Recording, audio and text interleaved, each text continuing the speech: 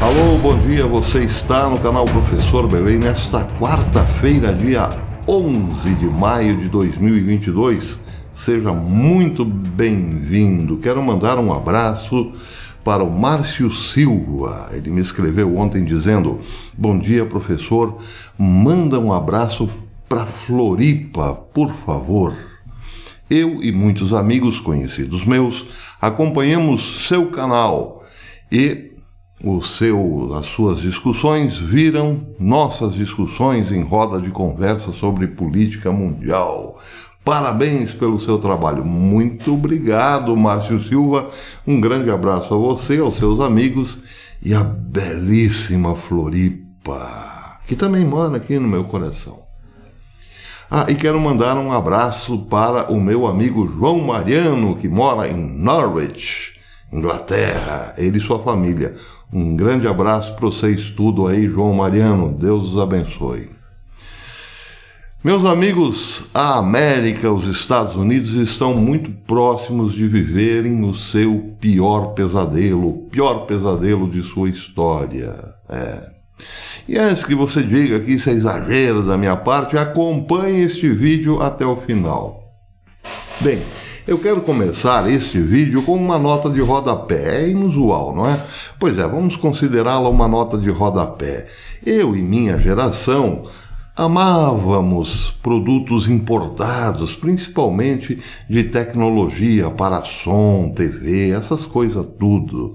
Eu tinha um amigo, por exemplo, que ufanava-se ter um Marantz, um equipamento de som alemão. Eu, por minha parte, gostaria apenas de ter uma televisão Toshiba. Aliás, Toshiba, na minha época, não era uma das mais famosas, mas era japonesa, e tudo que era japonês impressionava, claro. Mas só o que eu conseguia era o popular CCE, que as más línguas diziam que significava conserta, conserta, estraga. Conserta, conserta, estraga. Pois é, eu nunca pude ter uma televisão Toshiba, mas Toshiba é uma gigante japonesa e tem muito a ver com o Brasil. Sabem por quê? Porque a Toshiba e uma empresa brasileira chamada Companhia Brasileira de Metalurgia e Mineração estão trabalhando em conjunto para desenvolver uma super bateria. Aliás, Bolsonaro já falou sobre isso. Seria uma bateria de nióbio. Uma bateria para carro, para automóvel, simples, só que com uma capacidade de armazenamento incrível, rápida e de longa duração. Dizem os especialistas que essa bateria poderia acumular em 6 minutos de carga ou recarga uma autonomia para rodar 300 quilômetros só em 6 minutinhos, o que revolucionará o mercado, claro. Bem, agora eu pego esta nota de rodapé e deixo no seu devido lugar, lá embaixo da página, depois eu retornarei a ela. Vamos então ao pior pesadelo da América. Entenderam, né? Essa notinha de rodapé está lá e logo faremos uso dela. Disse melhor dizendo, no dia 8, há 3 dias atrás, o Wall Street Journal o seguinte, presta atenção. Da Califórnia ao Texas e Indiana, as operadoras de rede elétrica estão alertando que a capacidade de geração de energia está no limite, está com muita dificuldade para acompanhar a demanda.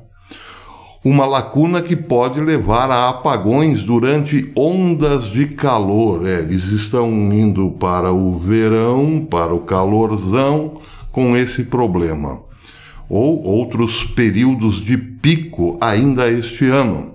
A operadora da rede da Califórnia disse na sexta-feira que prevê um déficit de fornecimento neste verão, especialmente se o calor for extremo, com incêndios florestais ou atrasos na colocação de novas fontes de energia online. O Mid-Continent Independent Sister Operator, que supervisiona uma grande rede regional que abrange grande parte do Centro-Oeste, disse no final do mês passado que a escassez de capacidade pode forçá-lo a tomar medidas de emergência para atender a demanda de verão e sinalizou o risco de interrupções. Veja, quem está dizendo isso é o Wall Street Journal, ok? No Texas, onde várias usinas de energia foram desligadas recentemente para manutenção, o operador da rede alertou para condições apertadas durante uma onda de calor que deve durar até a próxima semana. O risco de falta de eletricidade está aumentando em todo os Estados Unidos, todo o país, já que as usinas tradicionais estão sendo aposentadas mais rapidamente do que podem ser substituídas por energia renovável e armazenamento de baterias. Entenderam? Pois é, a rede elétrica está no limite e, bem, vocês entenderam, não é? A indústria tradicional de energia está sendo aposentada rapidamente, justamente quando os Estados Unidos enfrentam uma crise energética. Entenderam? Então alguém me explique, por favor, eu não entendi. Está faltando energia, daqui a pouco eles conviverão com apagões. Não obstante, estão fechando as suas indústrias de energia tradicional, como carvão, por exemplo. Bem, sigamos em frente. As redes elétricas estão sentindo a tensão enquanto os Estados Unidos fazem uma transição histórica de usinas convencionais, movidas a carvão e gás natural, para formas mais limpas de energia. Não haveria nenhum problema, mas desde que, claro, as coisas fossem acompanhando um ritmo natural de substituição, não é mesmo? Pois é. Seria mais ou menos como o seguinte: um técnico de futebol tirar 3 jogadores imediatamente do time durante uma partida e deixá-los no banco por 40 minutos, por exemplo, para só substituí-los depois, no outro tempo do jogo. É um exemplo meio fajuto, mas parece que é isso que está acontecendo. Então, voltando a este parágrafo, as redes elétricas estão sentindo a tensão enquanto os Estados Unidos fazem uma transição histórica de usinas convencionais, movidas a carvão e gás natural, para formas mais limpas de energia, como eólica e solar. E usinas nucleares antigas estão programadas para serem aposentadas em muitas partes do país. Gostou dessa? Pois é. Não bastasse as que já estão fazendo falta, outras já estão no caderninho negro para serem aposentadas. Sem falar, claro, no desemprego que gerarão. Mas e daí, né? Pois é. O desafio é que os parques eólicos e solares, que estão entre as formas mais baratas de geração de energia, não produzem eletricidade o tempo todo e precisam. Daqui a pouquinho eu já estou quase próximo de usar aquela notinha de rodapé. Voltando. Essas usinas de energia limpa não produzem eletricidade o tempo todo e precisam de baterias grandes para armazenar sua produção para uso posterior. Ou seja, o sujeito constrói uma usina desse tamanho e terá que construir uma bateria desse tamanho para armazenar a energia para o momento, aquele momento em que as usinas não podem produzir energia. Como, por exemplo, a energia solar não pode ser produzida à noite. Por falar nisso, os portugueses inventaram uma forma de chegar ao Sol com uma aeronave tripulada. Fizeram inúmeros cálculos e chegaram à conclusão que a melhor forma de chegar ao Sol com uma nave tripulada seria à noite. E no inverno? Enquanto uma grande quantidade de armazenamento de bateria está em desenvolvimento, operadoras de rede regionais alertaram recentemente que o ritmo pode não ser rápido o suficiente para compensar o fechamento de usinas de energia tradicional que podem funcionar 24 horas por dia. Acelerar a construção de energia renovável e, presta atenção, baterias. Lembra daquela nota de rodapé? Pois é, bateria de nióbio, não é mesmo? Pois é. Acelerar a construção de energia renovável e baterias tornou-se uma proposta especialmente difícil em meio aos desafios da cadeia de suprimentos e à inflação. Mais recentemente, uma investigação do Departamento de Comércio sobre se os fabricantes chineses de energia solar estavam contornando as tarifas comerciais sobre painéis solares interrompeu as importações de componentes chaves necessários para construir novas fazendas solares e, efetivamente, paralisou a indústria solar dos Estados Unidos. Ou seja, este atual governo fechou as usinas tradicionais de energia, mas também não se preocupou em manter ou fazer crescer as novas de energia solar, por exemplo. O que eles querem, na verdade? Querem, claro, parece, é o que tudo indica, levar os Estados Unidos ao seu pior pesadelo da história. Diante das perspectivas de ter que pedir apagões, impor apagões quando a demanda exceder a oferta, que será agora nesse verão, muitos operadores de rede estão agora enfrentando fazendo-se a mesma pergunta: como incentivar a construção de baterias? Olha a nota de rodapé aí, gente! Como incentivar a construção de bateria e outras novas tecnologias, evitando que usinas tradicionais fechem rapidamente. Todos os mercados ao redor do mundo estão tentando lidar com o mesmo problema, disse Brad Jones, presidente executivo interino do Electric Reliability Council of Texas, que opera a rede elétrica do estado. Ele termina dizendo: estamos todos tentando encontrar maneiras de utilizar o máximo possível de nossos recursos renováveis e, ao mesmo tempo, garantir que tenhamos geração despachável suficiente para gerenciar a confiabilidade. Pois é, então, a Toshiba, nesse meio tempo, a Toshiba e uma empresa privada brasileira, a CBMM, estão desenvolvendo essas tais super baterias que poderiam resolver rapidamente o problema dos Estados Unidos. Acontece que os Estados Unidos, mais a França, mais alguns outros países e também pessoas lá de Hollywood, ou então Greta Thunberg e tal, querem tirar a Amazônia do Brasil, que tem muito nióbio, que fornecerá a matéria-prima suficiente para a fabricação dessas super baterias. Dá para ligar as duas coisas? Dá, mas levaria muito tempo. Eu estou me referindo agora especificamente ao próximo pesadelo histórico a ser enfrentado pelos Estados Unidos. Só que tem mais. Faltará energia neste verão por falta de usinas produtoras de energia tradicional, ok? Pois é, os Estados Unidos viverão apagão. Mas aí pode-se perguntar o seguinte: bem, pelo menos os Estados Unidos têm bastante petróleo, tem bastante diesel, não é mesmo? Presta atenção nesta outra matéria, esta publicada num site chamado Fim do Sonho Americano, um nome bastante sugestivo, assinada pelo pesquisador Michael Snyder.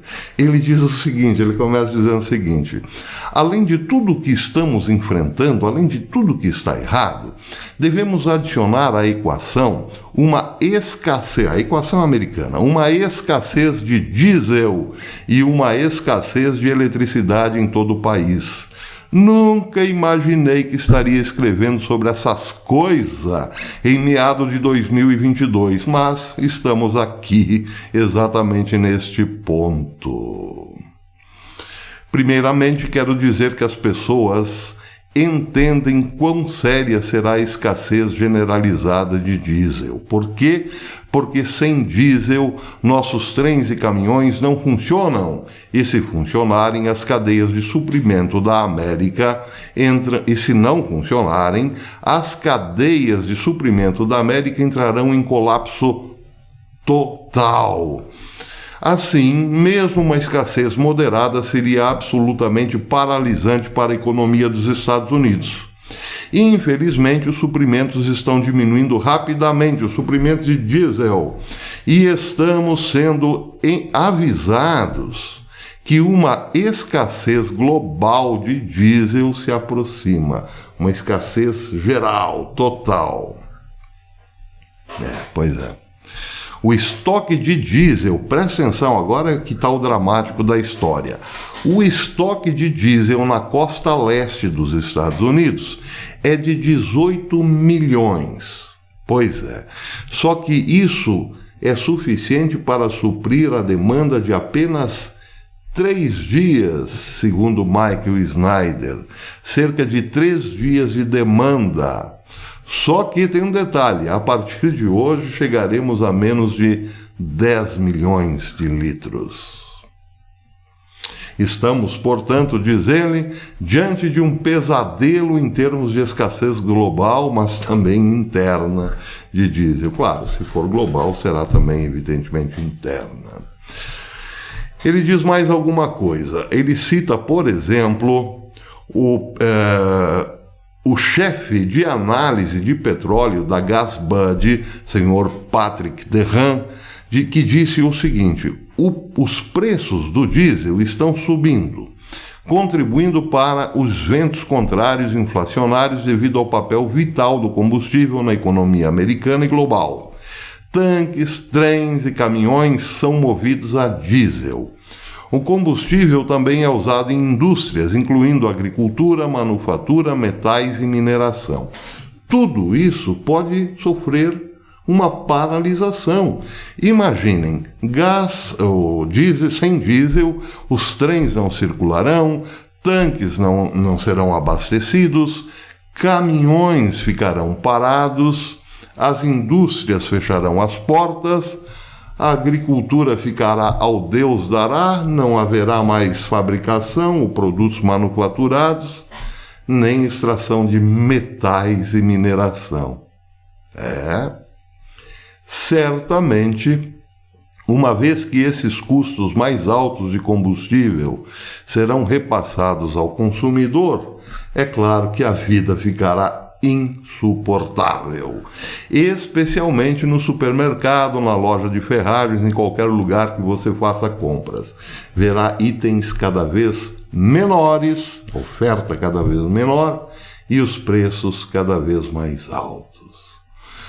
Bem, tudo isso mostra um quadro realmente assustador para os Estados Unidos. Agora, falando sério, Michael Snyder, por exemplo, acabou prevendo que os Estados Unidos enfrentarão, logo mais ali na sequência, uma revolta quase que sem precedentes em sua história, porque o povo já está pelas tampas, segundo ele, e não suportará por muito tempo todos esses desastres políticos que se abateram sobre a América de modo passivo.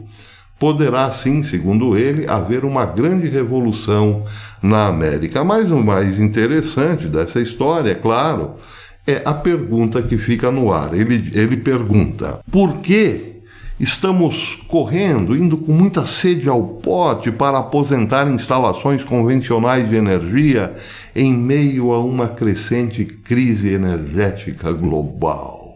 É a pergunta que não quer calar, claro. Isso, diz ele, não faz o menor sentido. Parece que teremos um longo verão pela frente e grandes apagões podem aparentemente acontecer a qualquer momento. Os Estados Unidos, neste cenário, podem virar uma Venezuela amanhã ou depois, ou daqui a alguns dias.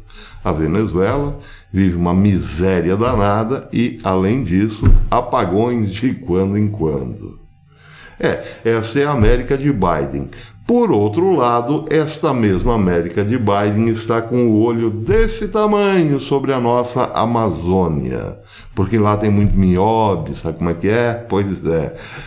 Eu já tinha falado do Macron também. Então é isso, vamos esperar que alguma coisa aconteça na política norte-americana que barre as ações desse governo, porque a continuar assim, com essas eleições de meio de mandato, logo mais ali na frente também, os Estados Unidos a ponto de entrar numa convulsão social, pode ser que Biden resolva jogar uma bomba atômica, lá no meio da Europa, porque nesse caso, se Roma está pegando fogo, Nero sente-se mais confortável, por assim dizer. Não é bem um ditado popular, mas parece que o fogo lá na Europa criaria uma fumaça tão grande que pudesse justificar todo e qualquer sofrimento da população norte-americana. Biden poderá dizer amanhã ou depois: por causa lá do Putin que nós estamos atravessando todos esses problemas aí, é por causa do homem lá, eu não tenho nada com isso. Sorrindo para não chorar. Até depois.